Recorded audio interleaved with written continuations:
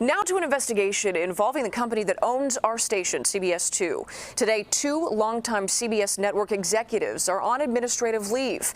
They are accused of racist and sexist behavior. CBS 2's Jim Williams now with the troubling allegations. The two executives are Peter Dunn, CBS television station's president, and David Friend, senior vice president of news for the stations. The National Association of Black Journalists is calling for both to be fired.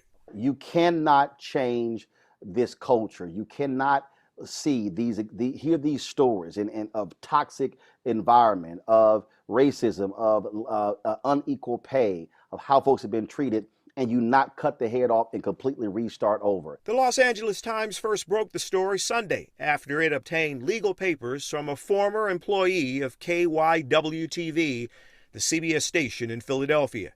They described Dunn repeatedly disparaging veteran anchor Yuki Washington, who was black. It's alleged Dunn said Washington was jive and all he does is dance.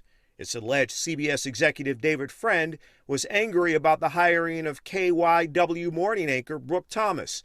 According to a former KYW news director, Friend was just venom and profanity. He screamed, "Tell her to shut the expletive up." The station fired Thomas just months later. Peter Dunn, it is alleged, objected to extending the contract of Rahel Solomon, who replaced Thomas because, quote, "I hate her face."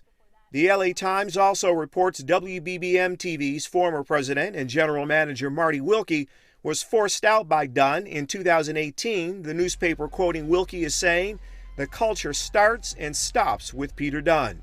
Dunn declined to comment to the LA Times, but Friend told the newspaper, "These comments I may have made about our employees or prospective hires were only based on performance or qualifications, not about anyone's race or gender."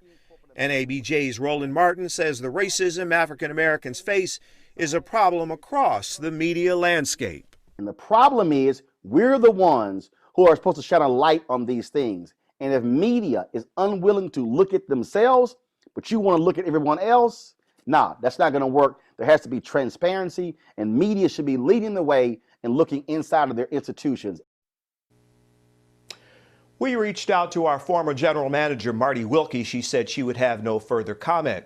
CBS Entertainment CEO George Cheeks promises to create what he calls a positive and inclusive workplace at the network and says there will be an independent investigation into the allegations. We're live. Jim Williams, CBS 2 News.